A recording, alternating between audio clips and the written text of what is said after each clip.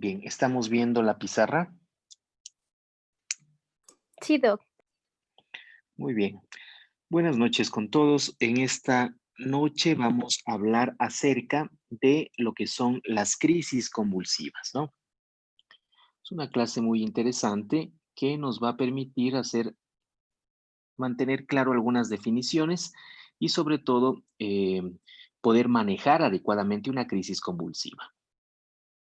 Crisis convulsivas. Cuando nos referimos a crisis convulsivas, estimados doctores, debemos establecer algunas definiciones que son importantes. Debemos distinguir entre lo que es realmente una convulsión. Debemos distinguir también entre lo que son convulsiones, epilepsia y lo que es un estatus epiléptico.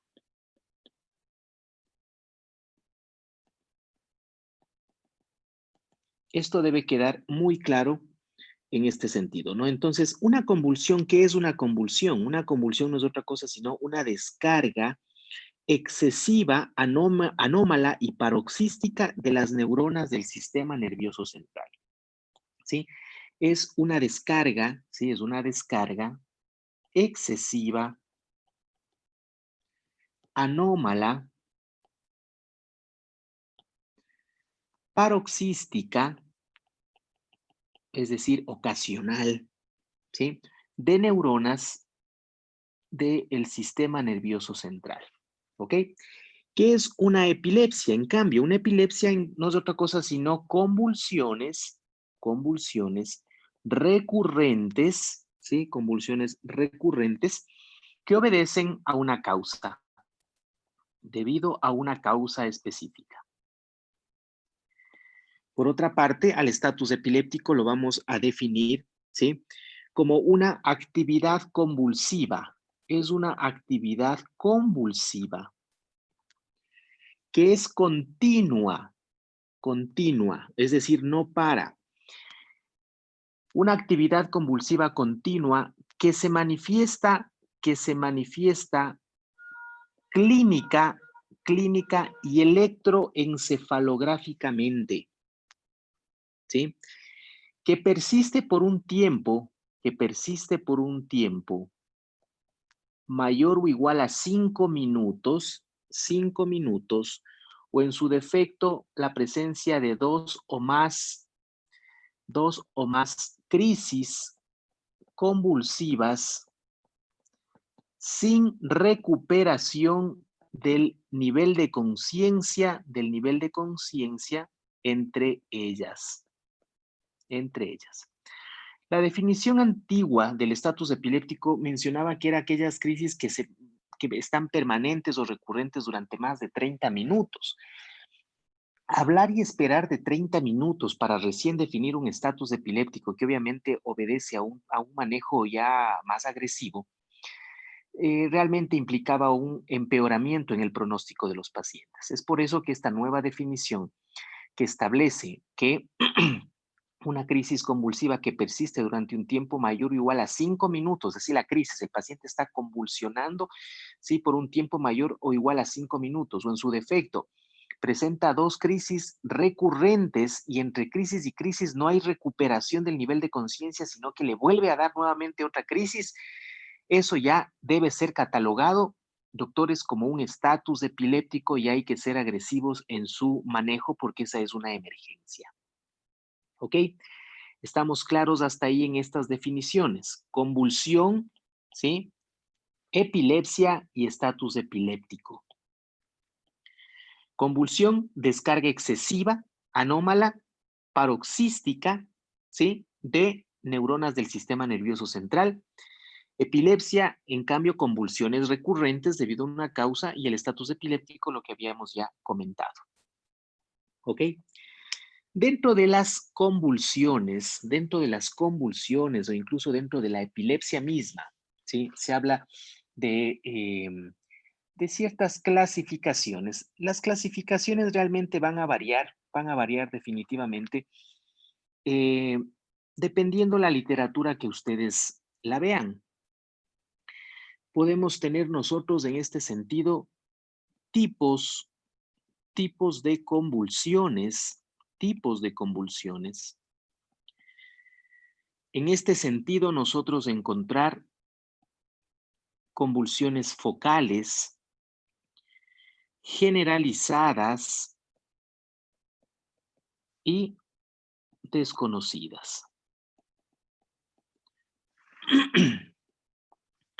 En este contexto y hablando de tipos de convulsiones, también podemos encontrar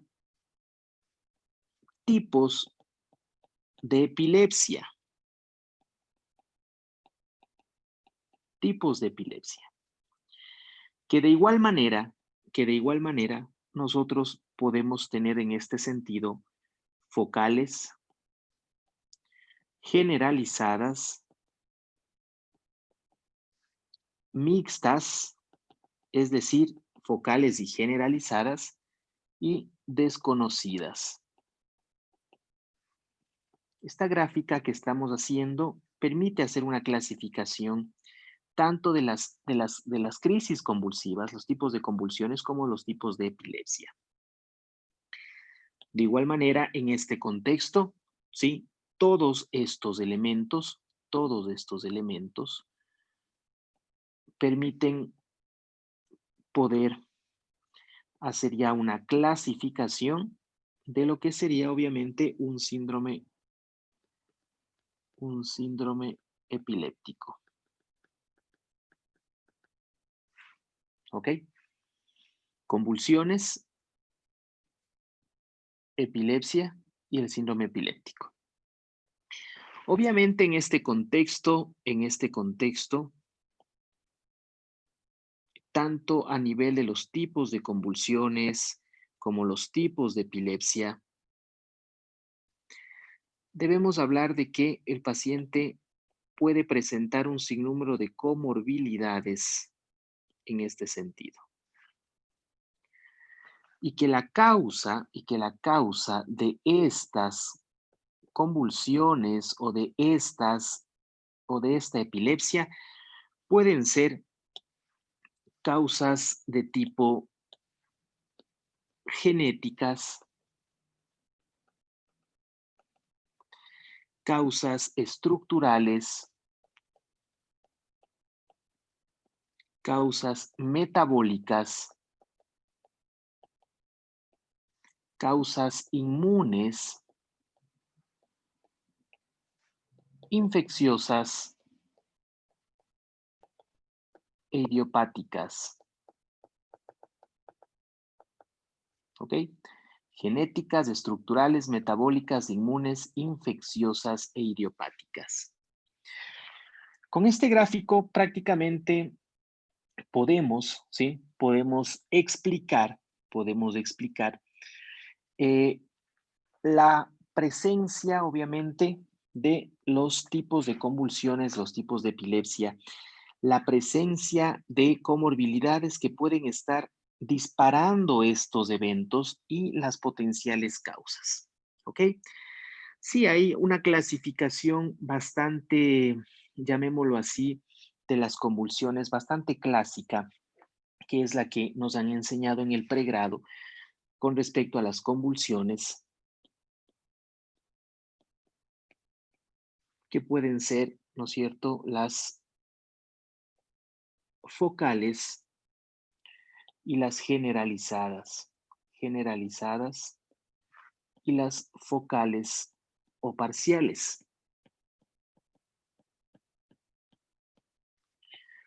¿Ok? Y dentro de las parciales, tener a las simples y a las complejas. Dentro de las generalizadas, obviamente, podemos tener nosotros motoras y no motoras, generalizadas. Y dentro de las motoras podemos tener a las tónicas, a las clónicas, tónico-clónicas, ¿sí? tónico-clónicas, a las mioclónicas, a las atónicas, ¿ok? Por citar algunos. Y dentro de las no motoras, tenemos a las típicas, atípicas, mioclónicas. ¿Ok? Y dentro de las parciales o las focales, les decía, las simples y las complejas. Y dentro de estas incluso también hay, pueden ser clasificadas estas también como con inicio motor o aquellas que no tienen un componente motor. Las simples básicamente se refiere a que no hay pérdida del estado de conciencia, no hay pérdida de la conciencia. Y en las complejas sí hay pérdida de la conciencia. ¿Sí me están escuchando? Sí, Doc, sí se les puede. Ya. Ok. Esto más o menos una forma eh, un poco resumida, ¿sí? Referente obviamente a la clasificación de las crisis convulsivas. Las generalizadas afectan principalmente o de forma difusa al encéfalo. Las generalizadas afectan difusamente, pero las parciales afectan áreas específicas, localizadas, por eso se llaman parciales o focales. ¿Sí? Entonces es importante esto. En las simples les decía sin deterioro del estado de conciencia y en las complejas con deterioro del nivel de conciencia. ¿Ok? Y dentro de este contexto les había mencionado que pueden, de igual manera puede haber motoras, sensoriales o autónomas. ¿Sí? Motoras, sensoriales o autónomas dentro de estas. ¿Ok? Bien, eso como una clasificación que debemos tomar en cuenta. Ahora bien, mucho se habla también en cuanto a otras literaturas de algunas definiciones que ustedes deben tomar en cuenta. Por ejemplo, una les decía esto de convulsión, epilepsia, estatus epiléptico, pero también deben saber lo que es una convulsión,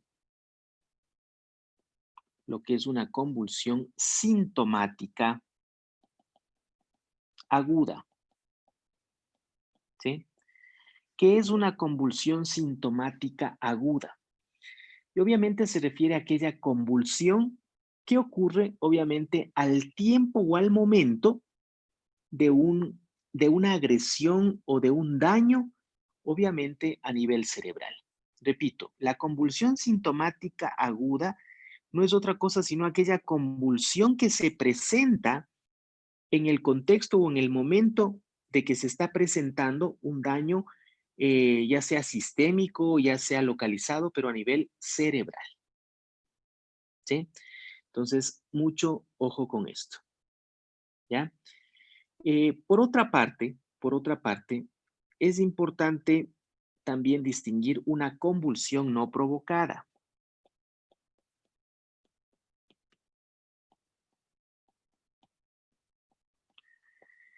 Una convulsión no provocada es aquella convulsión, ¿sí? Que básicamente tiene una etiología desconocida. ¿Sí? Es decir, aquí no hay, o que de pronto ocurre en el contexto de una lesión cerebral que ya está, que ya es preexistente. No estamos frente a una agresión aguda, actual, sino que ya es algo que está o bien en el tiempo presente, preexistente, o que no se ha determinado, obviamente, la etiología. ¿Sí? En este contexto, dentro de lo que es la convulsión sintomática aguda, tenemos algunas causas, por ejemplo, el stroke, ¿sí? En el stroke isquémico, en el hemorrágico, ¿ya? Un hematoma subdural, por ejemplo, ¿ya? Una hemorragia subaracnoidea, una trombosis venosa cerebral, un trauma cráneoencefálico, la eclampsia, ¿sí? Por citar algunos, un absceso cerebral, un tumor cerebral, meningitis, encefalitis, ¿sí? Podemos también tener causas metabólicas como la hiperglicemia, trastornos de los electrolitos como una hiponatremia, una hipocalcemia, una hipomagnesemia, la uremia también, doctores, ¿sí? El hipertiroidismo. Entonces, miren todo lo que debemos investigar en el contexto drogas, o sea, intoxicaciones, ¿no? Drogas principalmente. Entonces, miren, tenemos un sinnúmero de patologías estructurales, metabólicas, ¿sí? Que de una u otra infecciosas, ¿sí? Que pueden generar una convulsión sintomática aguda, ¿ya? Así ustedes pueden de una u otra forma diagnosticar o darle una denominación a aquellos pacientes que convulsionan en este contexto. Es una convulsión sintomática aguda, ¿sí? Bien, eso con que ustedes conozcan estas definiciones, estos términos, ¿sí? Y estas clasificaciones a la hora de poner, obviamente, su primera impresión diagnóstica, es más que suficiente. En el contexto de un diagnóstico diferencial, en el contexto de un diagnóstico diferencial, porque esto sí es muy importante, para el diagnóstico de una crisis convulsiva, de una epilepsia, debemos tener la certeza de hacerlo. En el diagnóstico diferencial tenemos al síncope, por ejemplo, ¿sí? O a una convulsión no epiléptica. ¿Cuáles son las diferencias? ¿Cuáles son las diferencias con el síncope? No se olviden ustedes que el síncope es una pérdida súbita de la conciencia por disminución de la irrigación cerebral, pero que dura segundos, segundos. Generalmente aquí, bueno, en ambos casos puede existir lógicamente una aura, sí, una aura. La duración, una convulsión, la duración, si bien es cierto, es variable, en el síncope es súbito, o sea, no dura más allá de 10 segundos, debe durar menos de 10 segundos, ¿sí? Generalmente en la convulsión como tal, el estado posictal, ¿sí? Puede incluso durar un tiempo mayor de 30 minutos. En el síncope no, la recuperación es inmediata, ¿ya? Generalmente en las convulsiones, las manifestaciones pueden tener obviamente ciertas particularidades, como por ejemplo automatismos, el paciente se muerde la lengua, hay incontinencia, relajación de esfínteres, desviación de la mirada hacia el cenit, mientras que en el síncope generalmente más hay síntomas neurovegetativos, diaforesis, hay náusea, hay sudoración, diaforesis, palidez, ¿sí? Entonces son algunos de las diferencias entre una convulsión y un síncope, ¿ok? ¿Y qué es esto de la convulsión no epiléptica? No es otra cosa sino también llamada psicógena, ¿sí? Psicógena. Aquí, por lo general, obedece a una causa de tipo psiquiátrica, ¿sí? Eh, no guarda una relación directa, generalmente aquí puede cursar esta con llanto, con sacudidas difusas, desordenadas, no en el contexto de tónico-clónicas, ¿sí? El paciente mientras está convulsionando está hablando, está consciente, ¿sí? Está insultando, ¿ya? Es decir, hay un componente de tipo psiquiátrico en este sentido, ¿ya?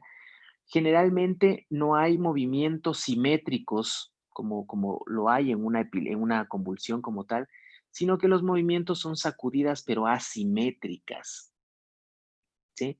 Entonces, esto debemos nosotros también considerar al momento, obviamente, de hacer el diagnóstico diferencial. Entonces, por favor, no se olviden de esas potenciales causas de una convulsión sintomática aguda. Debemos saber si efectivamente se trata de una epilepsia o estamos frente a una epilepsia o estamos frente a una convulsión sintomática aguda. ¿Por qué? Porque la convulsión sintomática aguda, yo revierto el proceso o la causa y simplemente el paciente deja de convulsionar.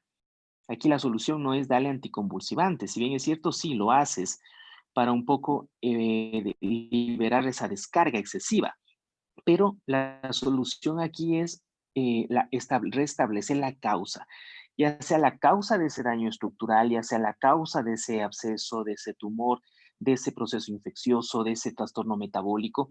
Corriges eso y el paciente revierte, ¿ok? Entonces es importante distinguir entre lo que es una epilepsia propiamente dicha de una convulsión sintomática aguda.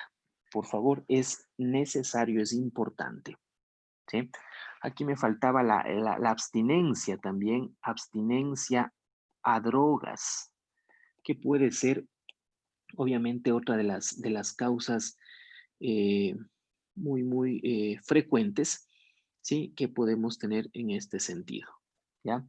Las encefalopatías metabólicas, encefalopatías metabólicas. Ujú. Bien. Ojo con esto, convulsión sintomática aguda. A veces nos lanzamos, no toda convulsión, doctores, no toda convulsión es ya epilepsia, ¿sí? No relacionemos así. Puede tratarse de una convulsión sintomática aguda, ¿sí? Donde ese paciente es la primera vez que está convulsionando, pero no debido a una causa netamente estructural, digamos, crónica o en el contexto de un antecedente, sino en el contexto de una injuria cerebral o sistémica que es aguda. Si estamos claros, ¿alguna duda hasta ahí, doctores? No, doctor. Ya. Entonces, por favor, cuando ustedes tengan un paciente que está convulsionando, establezcan y plantéense en esa duda. ¿Este paciente tiene el diagnóstico de epilepsia o es que se trata de una convulsión sintomática aguda? ¿Sí? Entonces, ojo, aquí donde dice convulsión no provocada es ya en el contexto de una epilepsia, ¿no? O sea, ya una lesión que ya es crónica, que ya hay un antecedente previo en el paciente, ¿sí? Ambas, de forma inicial, el abordaje va a ser el mismo.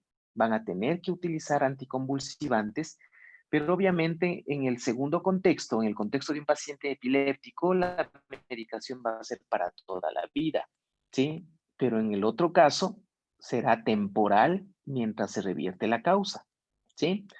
Mucho ojo con esto, insisto, soy insistente en esto porque muchos pacientes en la consulta fueron diagnosticados de epilepsia, ¿sí? Y realmente se dan cuenta que ya después de años de estar tomando la medicación, se dieron cuenta que efectivamente no era otra cosa sino una convulsión sintomática aguda y nada más, ¿sí? Y claro, las drogas antiepilépticas ya a largo plazo también te generan sus efectos adversos, ¿no?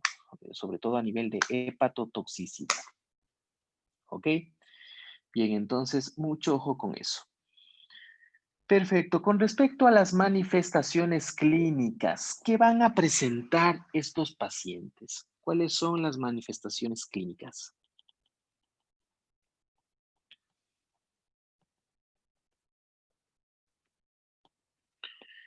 Dentro de esto podemos tener la presencia de una aura, ¿sí? Hablamos de un periodo crítico, hablamos de un estupor poscrítico, hablamos de un estado epiléptico, ¿sí? Y hablamos también de un estado epiléptico no convulsivo. ¿Por qué se caracteriza cada uno de ellos? El aura no es otra cosa sino primero la presencia, ¿no es cierto? La premonición, por llamarlo así, una premonición de que ya le va a dar una convulsión a ese paciente. Esto dura de segundos a minutos. El paciente comienza a tener parestesias, contracciones motoras focales, espasmos faciales, comienza a ver colores, a experimentar sabores anómalos, una sensación de miedo, de despersonalización, una especie de déjà vu, cambios autonómicos, sudoración, salivación, parpadeo, automatismos como tal, ¿sí? Cualquiera de estos pueden ser considerados como una aura que dura de segundos a minutos.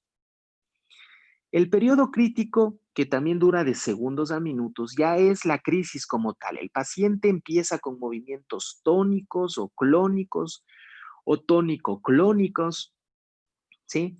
El paciente comienza ya en este punto a presentar estas descargas a nivel de las extremidades, de los ojos, la cabeza, el tronco, es decir, ya hay un compromiso en este sentido. Ese es el periodo crítico. Después, el periodo poscrítico o el estupor poscrítico, que dura de minutos a horas en cambio. Aquí ya hay un periodo de remisión lenta, o sea, ya el paciente comienza, ya paró estos movimientos y comienza a haber una remisión lenta, el paciente se muestra confundido, desorientado, letárgico, ¿sí? Puede haber incluso déficit neurológico focal, conocido como la parálisis de Todd, ¿sí? Puede existir en este periodo poscrítico déficit neurológico, ¿no? Conocido como parálisis de Todd. Después viene un estado epiléptico, bueno, obviamente deberá ser distinguido, ¿no? Muchas veces puede ya remitir totalmente después de este estupor poscrítico, ya una remisión completa, o el paciente puede ingresar en un estado ya epiléptico donde ya las convulsiones, como les decía, se vuelven continuas, ¿sí? La definición antigua les decía continuas durante un tiempo mayor o igual a 30 minutos, pero esa definición no. Imagínense en estar viendo o esperando 30 o más minutos que el paciente siga convulsionando para yo recién definirlo como un estado epiléptico, ¿sí? Entonces, y el paciente, claro, jamás se recupera de su periodo o de su estupor poscrítico, jamás se recupera aquí, ¿ya?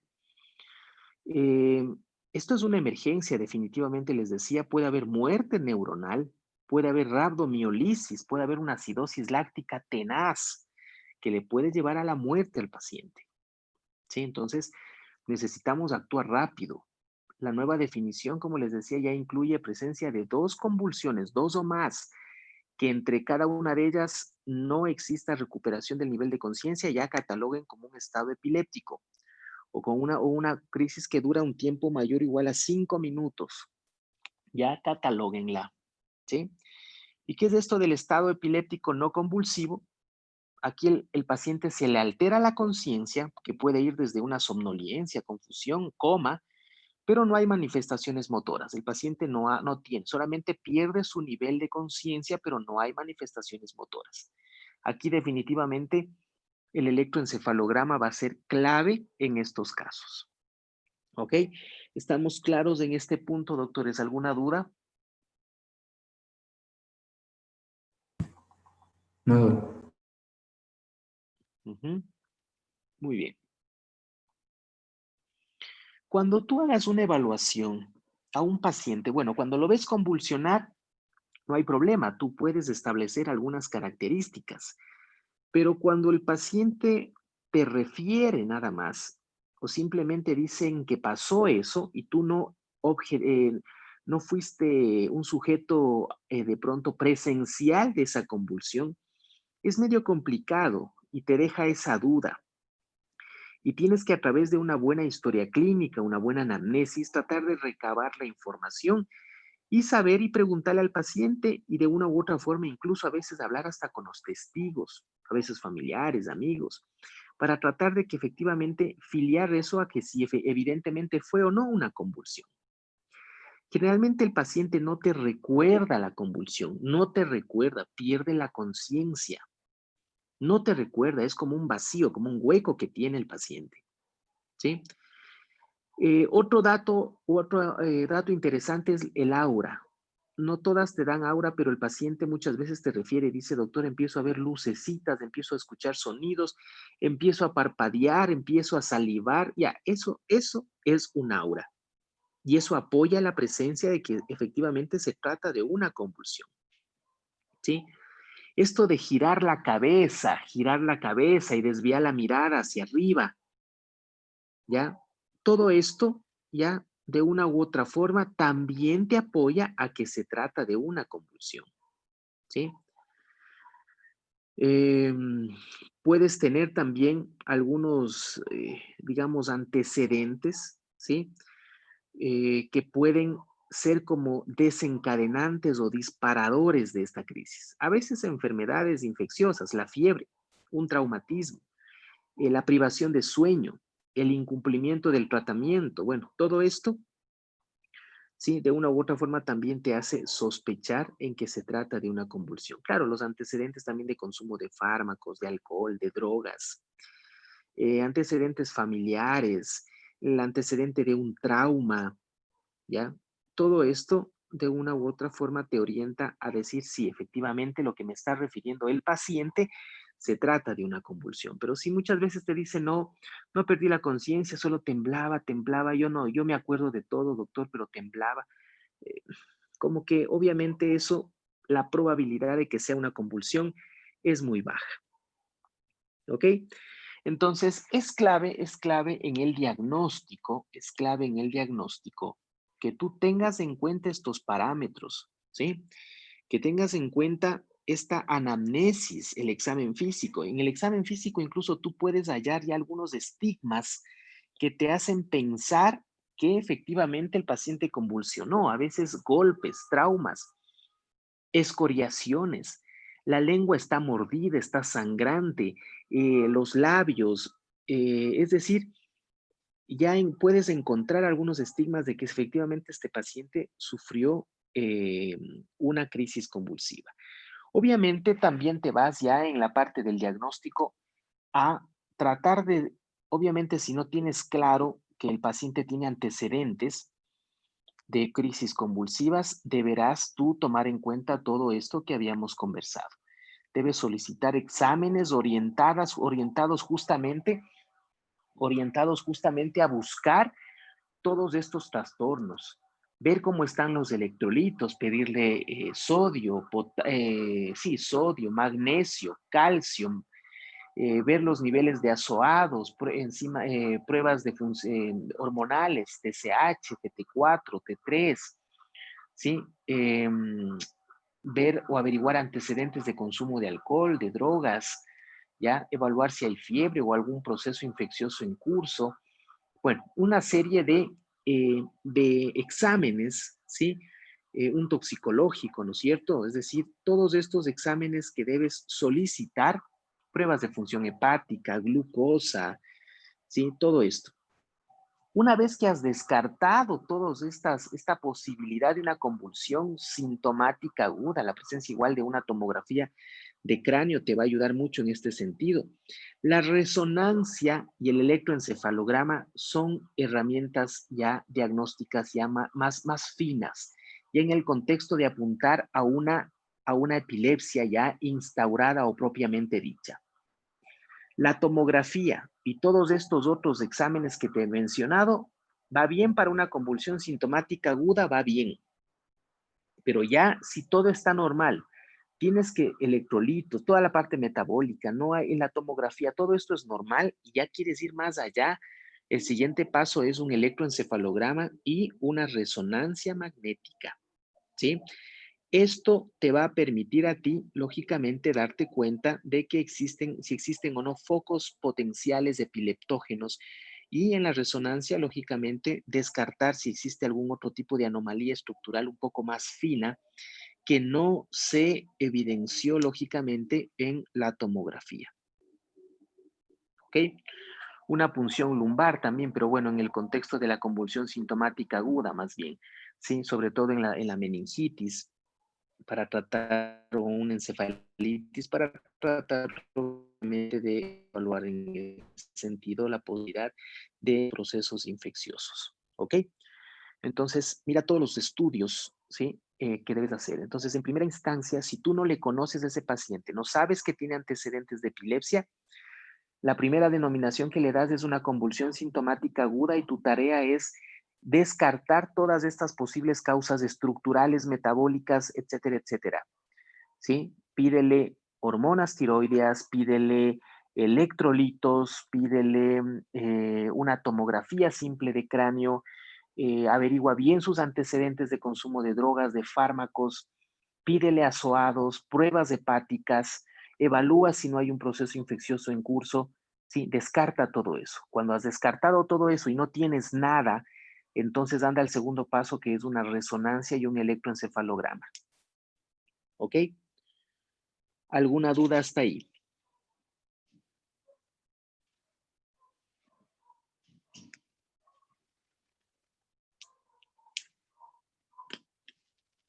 ¿Dudas, doctores?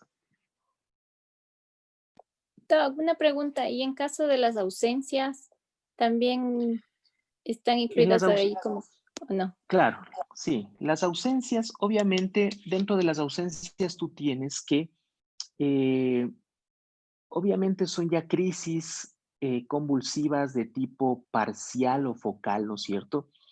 Donde de una u otra forma están inmersas en este sentido. Sí, pero ya tienes, ya forma parte de una epilepsia, ¿sí? O de una convulsión, pero más seguro ya de una epilepsia, de una epilepsia propiamente dicha en este sentido, ¿ok? Básicamente las convulsiones sintomáticas agudas no te van a dar una ausencia. Estas te dan crisis convulsivas por lo general tónico-clónicas, ¿sí? Ya las ausencias ya obviamente están dentro de una epilepsia propiamente dicha, ¿sí? En cuanto a una clasificación de tipo focal o parcial, ¿sí? Gracias, Doc. ¿Alguna otra duda?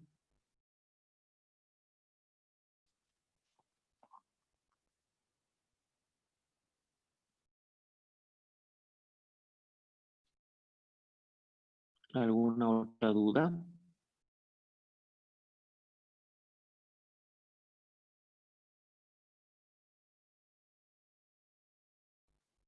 De mi parte, nada. Ya, muy bien. Ninguna duda. Muy bien. Entonces, por favor, sí está claro cómo debe ser el abordaje de estos pacientes, ¿no? Convulsión sintomática aguda o una epilepsia o una convulsión no provocada, que obviamente hablamos ya de la epilepsia. O sea, todo dependerá de los antecedentes o no del paciente. Pero el mensaje aquí es que si no saben o no conocen, no la cataloguen de entrada como una epilepsia. Catalóguenla como una convulsión sintomática aguda y su tarea es establecer potenciales causas infecciosas, estructurales, metabólicas, ¿sí? Farmacológicas que pudieran estar presentando. Si después de hacer todo eso no encuentran nada, resonancia, electroencefalograma, ¿ok? ¿Cómo es ya el abordaje?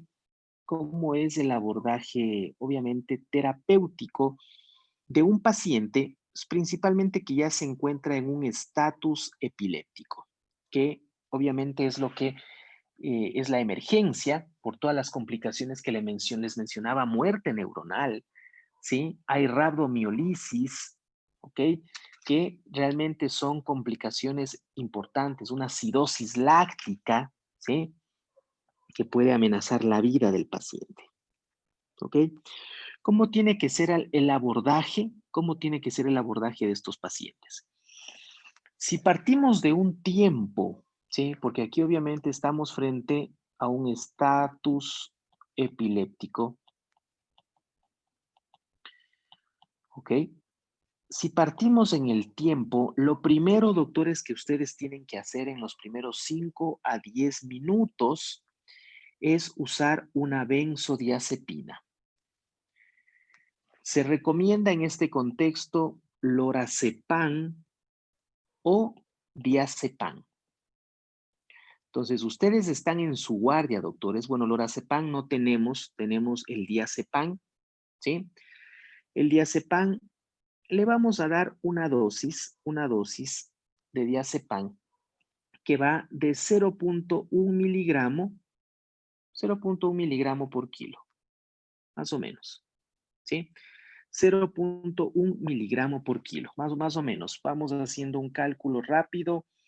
Si este paciente, supongamos, pesa 65 por 0.1, estamos dando 6.5. Más o menos una dosis que iría entre 5 a 10 miligramos. Esto puede ser intravenoso o intramuscular. El diazepam. Estoy hablando del diazepam, doctor. ¿Ok? Por favor, aquí, en este punto,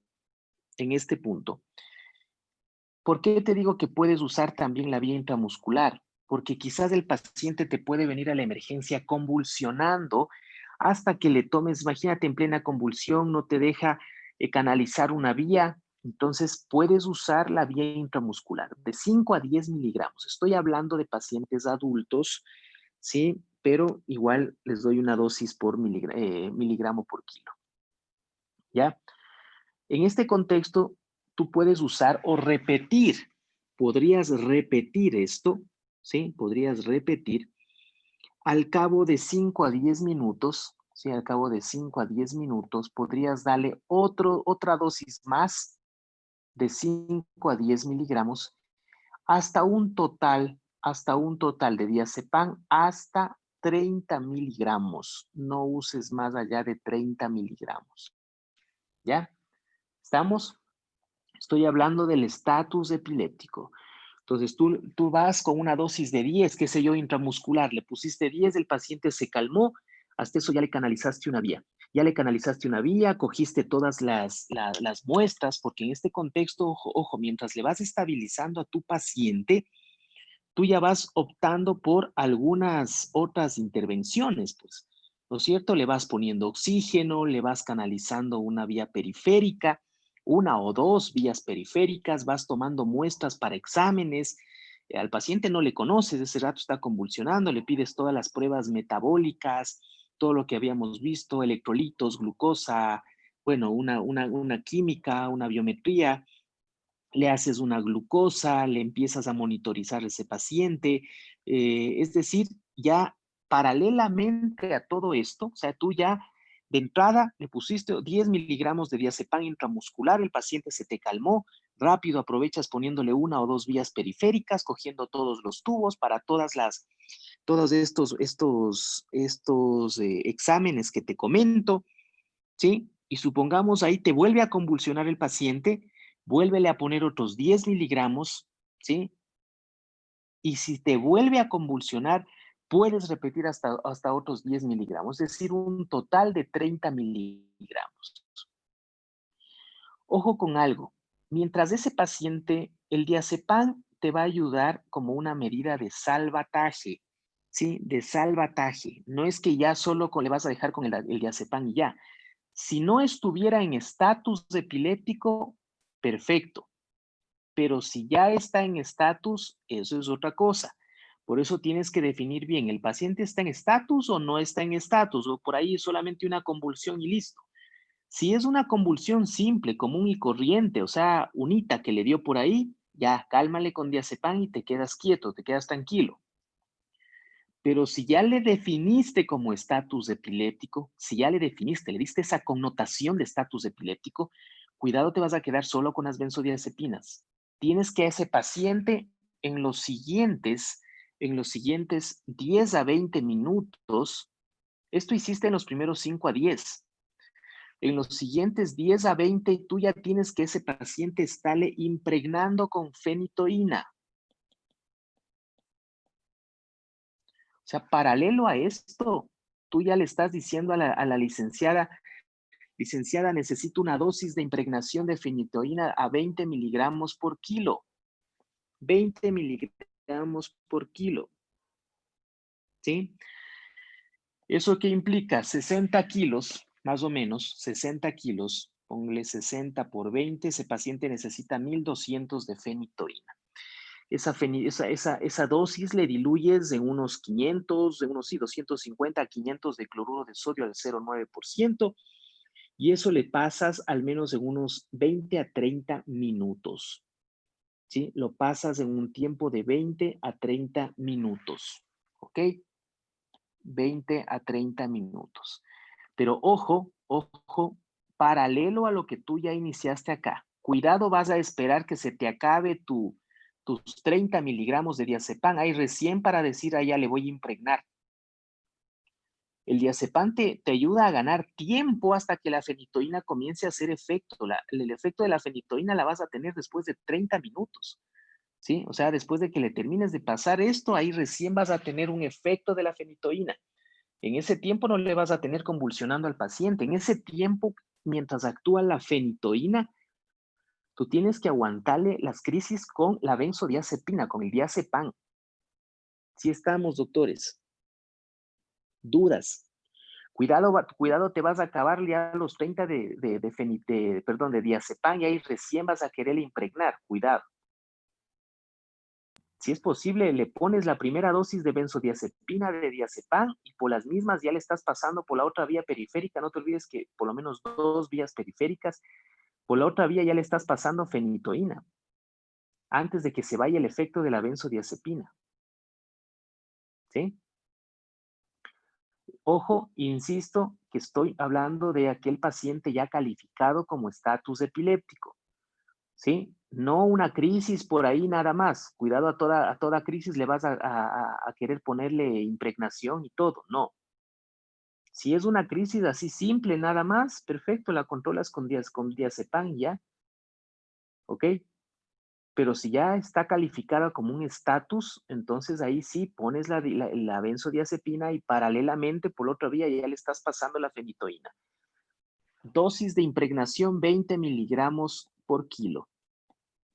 Si después de esta dosis de impregnación el paciente sigue convulsionando, tú puedes dar una segunda dosis de impregnación.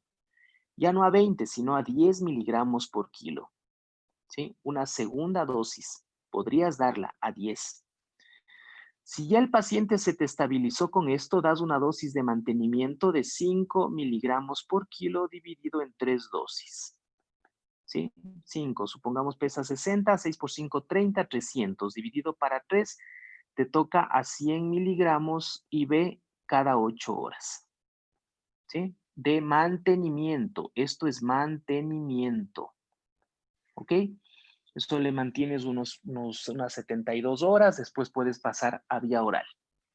¿Ok? ¿Estamos? Sí. ¿Qué pasa? ¿Qué pasa, doctor? ¿Qué pasa? Si es que ya te acabaste los 30 de diazepam, ¿qué pasa si ya te acabaste la primera de impregnación, la segunda de impregnación y el paciente sigue convulsionando? Aquí vas ya a lo que sería fenobarbital. Fenobarbital. Dosis de 20 miligramos por kilo. ¿Sí? 20 miligramos por kilo de fenobarbital. Aquí paralelamente podrías también usar algo de midazolam. Podrías también. ¿Sí? Aunque lo ideal aquí es fenobarbital. Para usar ya estos fármacos, doctor, para usar ya estos fármacos, tú necesitas soporte de este paciente por unidad de cuidados intensivos. Cuidado le vas a poner, sí, cuidado le vas a poner a ese paciente. Vamos a dejarle el midazolam, acá solo fenobarbital, punto. 20 miligramos por kilo, pero aquí ya el paciente necesita UCI. ¿Por qué? Porque el fenobarbital le puede deprimir respiratoriamente al paciente y debes tener la asistencia ventilatoria mecánica de ser el caso. O sea, si ya después de haber intentado todo esto, doctor, te sigue convulsionando, aquí ya tienes que interconsultar a UCI, rápido. Interconsultas a UCI, ¿sí? Para que ya en UCI se pongan ya el fenobarbital. Si a pesar del fenobarbital, o sea, fenobarbital estamos hablando ya de los 30 a 60 minutos que no ceden las convulsiones. Si a pesar del fenobarbital, o sea, ya esto más de 60 minutos y no ceden las convulsiones, aquí ya empiezas ya con una anestesia general. Y esto lo puedes dar o con midazolam, con pentobarbital o con propofol. ¿Ok? Pero ya este paciente obviamente está ya en máquina. Desde acá mismo ya. ¿Sí? Mucho ojo con eso. Estamos. ¿Alguna duda en este sentido? ¿Sí? Entonces, la tarea en la mayor parte de ustedes será avanzar hasta aquí. Si hasta aquí no tenemos una respuesta, ya interconsulten a UCI para hacer ya este otro manejo, porque esto sí ya es UCI. Cuidado, van a ponerle fenobarbital a un paciente estando en piso, ¿no? Se les deprime respiratoriamente y estamos fregados ahí. Les toca intubar, dar ambú, o si no el paciente simplemente fallece de un paro cardiorrespiratorio. ¿Ok? ¿Alguna duda? Doble dosis de lorazepam en estatus epiléptico. Perdón, no le escuché bien. El lorazepam también dijo que podríamos usar en el estatus. Sí, La sí. dosis. La dosis del lorazepam es de 0.1 miligramo por kilo. La del lorazepam es de 0.1 miligramo por kilo. Es parecida a la otra, ¿no? De 0.1 a 0.2 puede ser miligramos por kilo. ¿Ok? Esto aplica a los dos, ¿no? 0.1 a 0.2 miligramos por kilo. El diazepam por lo general es a 0.2 y el lorazepam es a 0.1 miligramos por kilo. Lorazepam a 0.1, diazepam a 0.2. Listo. Por kilo, ¿no? Por kilo. Ok, ¿alguna otra duda?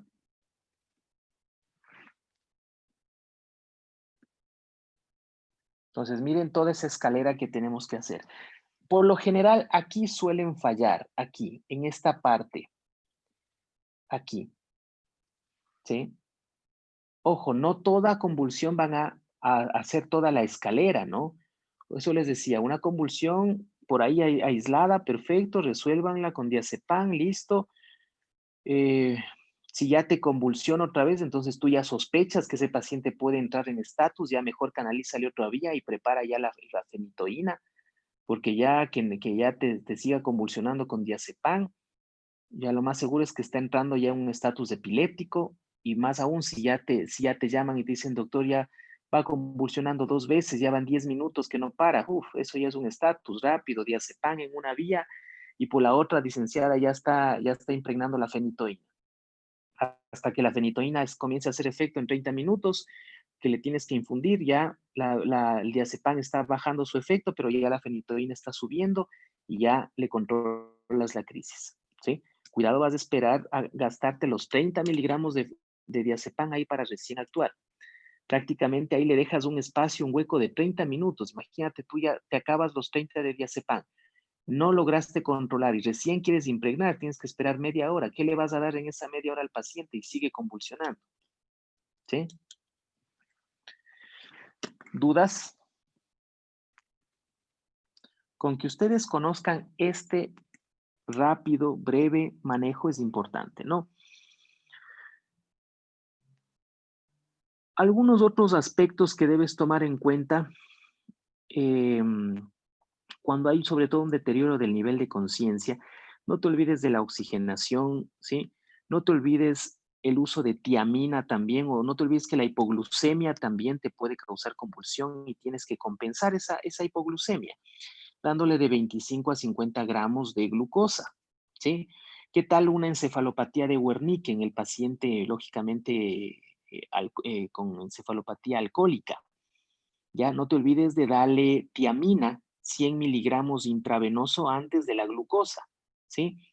Ojo, no te olvides de eso. ¿sí? Cuando sospeches de una encefalopatía de Wernicke, dale tiamina antes de la glucosa, porque si le das primero la glucosa y luego le pones tiamina, puedes obviamente exacerbar la encefalopatía de Wernicke, ¿ya? Y claro, pensar que la hipoglucemia también es causa y rápido compensarle dándole dextrosa, ¿no es cierto? En este caso, 25 a 50 gramos de glucosa intravenoso en bolo. No te olvides de eso. No te olvides de las intoxicaciones por opioides, no te olvides de las intoxicaciones por benzodiazepinas, que ahí está el flumacenilo, ¿sí? El antídoto de las benzodiazepinas, flumacenilo, ¿ok?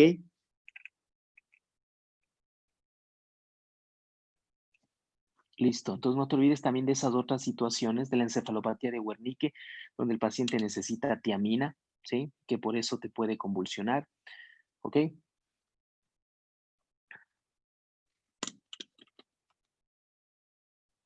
¿Qué más? ¿Qué otra duda más?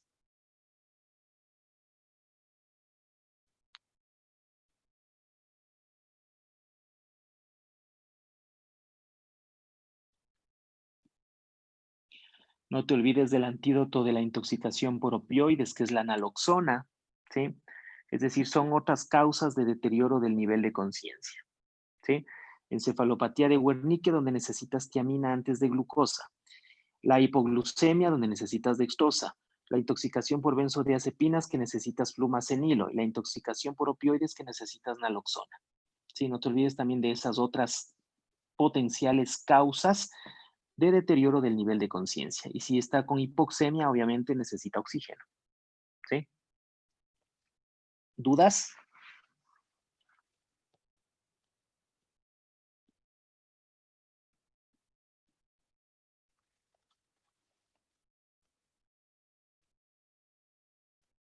No, doc. No, doc. Perfecto. Bueno, espero que les haya parecido una clase bastante práctica, ¿sí? En ese sentido. Creo que tengamos la película clara en ese sentido. Obviamente estamos tratando de dar, no hemos hablado de las drogas antiepilépticas, obviamente las que se usan de forma ambulatoria, ¿no?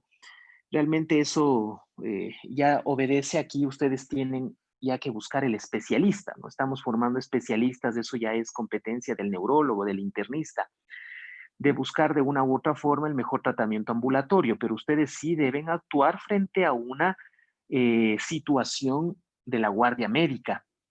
Sí, ustedes están ahí, son residentes de emergencia, son residentes de terapia, son residentes de clínica o de cualquier servicio. Y tienen que obviamente poder actuar y saber actuar en estos casos que puede obviamente tranquilamente salvar la vida de un paciente frente a estas circunstancias. Bien, con eso hemos prácticamente concluido el temario, ¿sí? De lo que respecta a nuestro curso de alta especialización. Como les ponía en el mensaje, hemos hablado ya de muchos temas, incluso muchos de ellos, mucho más de las expectativas del temario que nos dieron inicialmente.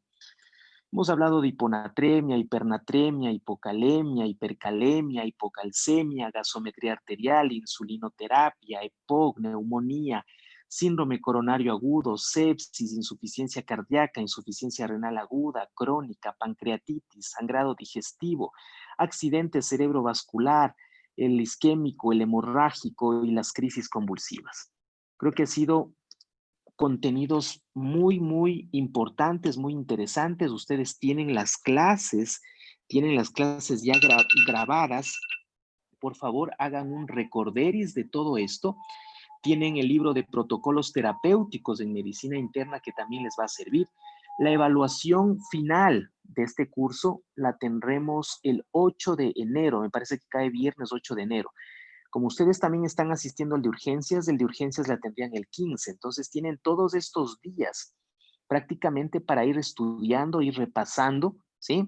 Es un curso de alta especialización con una carga horaria importante, no solamente en clases sincrónicas, sino también en clases asincrónicas o formación asincrónica, y que obviamente deben estudiar para poder pasar ese curso. Son varios temas que ustedes tienen que abordar y que, claro, estos días a ustedes les va a servir para ir reforzando cada uno de estos temas. El próximo martes, este jueves no vamos a tener ninguna actividad. El próximo martes vamos a dar un espacio, ¿sí? Para aclarar dudas de todos estos temas que hemos visto. Así es que les pido para aquellas personas que han estado rezagadas o que de pronto en alguna clase les quedó alguna duda, alguna situación, las vamos a resolver en lo que respecta a medicina interna de hoy en 8. Tendremos un encuentro para resolver estas dudas. Y de ahí, claro, ya el día de la evaluación, donde obviamente será ya el término de este curso de alta especialización. Esperemos pues que todos puedan ser promovidos y puedan obtener su certificación y que obviamente puedan pasar este curso, ¿no? Bien, ¿alguna duda, alguna pregunta que ustedes tengan, estimados colegas? Doctor, buenas noches. Tengo una inquietud. Claro. Doctor, en el temario también estaba contemplado hipertensión arterial. ¿Se lo va a tomar en cuenta tal vez? Para este curso, bueno, como les digo, hemos abordado muchos de los temas que incluso no han estado dentro del temario y que de una u otra forma hemos creído conveniente hacerlo. Sí, el tema de hipertensión no lo vamos a abordar para este curso. Eh, Me parece que hay dentro de emergencias, van a tener ustedes una clase en ese sentido, que eso va a complementar eso, ¿no? Al menos de medicina interna hemos ya abarcado muchos de los otros temas. Voy a hablar con la doctora Paola para que dentro de sus clases puedan ustedes hablar de, en este caso, crisis, urgencia y emergencia hipertensiva, que puedan también tener un acercamiento en ese sentido. Ujú. Doc, buenas. Ya tuvimos una clase de crisis hipertensiva en urgencias. Perfecto, perfecto. Sí, lo que pasa es que de una u otra forma pretendemos no repetir algunos temas, aunque de una u otra forma el abordaje que cada uno de los docentes tenemos es diferente, ¿sí? Entonces, de una u otra forma se complementa, ¿sí? Como les digo, si ustedes contabilizan el temario que hemos abarcado versus la propuesta inicial, definitivamente que la superamos quizás en el doble de lo que estaba programado. Ujú. ¿Alguna otra duda que ustedes tengan? Con respecto al examen, doctor, ¿cómo va a ser la modalidad o Ujú. cómo va a ser el formato? Mi examen de medicina interna van a ser 20 preguntas de opción múltiple, ¿no? Una sola respuesta. Ujú. Va a haber casos clínicos, obviamente aplicados a los contenidos que hemos visto, no solamente serán teóricos, sino también habrá casos clínicos por ahí. Obviamente estos días, ustedes ven que son muchos temas, no es, créanme que hasta el 8 de enero, aún así, me van a decir que es poco tiempo, ¿sí? Entonces, por eso hemos creído conveniente que tengan estos días para que ustedes puedan ir ya abarcando y poder repasando y estudiando y puedan alcanzar y rendir muy bien esa prueba. Y que, ojo, no solo es medicina interna, también es urgencias. Ujú. Gracias, doctor. Listo. Bien, mis estimados colegas, ha sido realmente un gusto, un placer poder compartir con todos ustedes. Dentro de todos los asistentes, tengo a grandes exalumnos, grandes amigos. Me ha parecido muy importante saber en todos ustedes como profesionales, como médicos generales, algunos ya especialistas, saber ese interés, obviamente, cada día por superarse, por actualizarse. Esto es un aprendizaje de parte y parte, ¿sí? Y claro, cualquier cosa, pues vamos a estar a las órdenes. Esperemos en este 2021 poder repetir algunos webinars, poder sacar algunos otros contenidos también, algunos talleres de electrocardiografía, por ejemplo, que nos faltó. Bueno, algunas otras, digamos, talleres prácticos que sin duda alguna van a complementar todos estos temas que hemos visto. Sin más que decirles, pues agradecerles por estas semanas, estos meses que hemos compartido, y cualquier cosa, pues al chat vamos a estar en contacto. Eso es todo, les agradezco mucho por su atención, tengan ustedes buena noche y el próximo martes nos veríamos para, lógicamente, que puedan ustedes tener carta abierta en preguntar algún contenido o alguna duda de los temas que hemos tratado. Muchas Tengan ustedes gracias, buena Doc. noche. Muchas gracias, Doc. Muchas gracias, doctor. Gracias, doctor. Gracias, Doc. Gracias.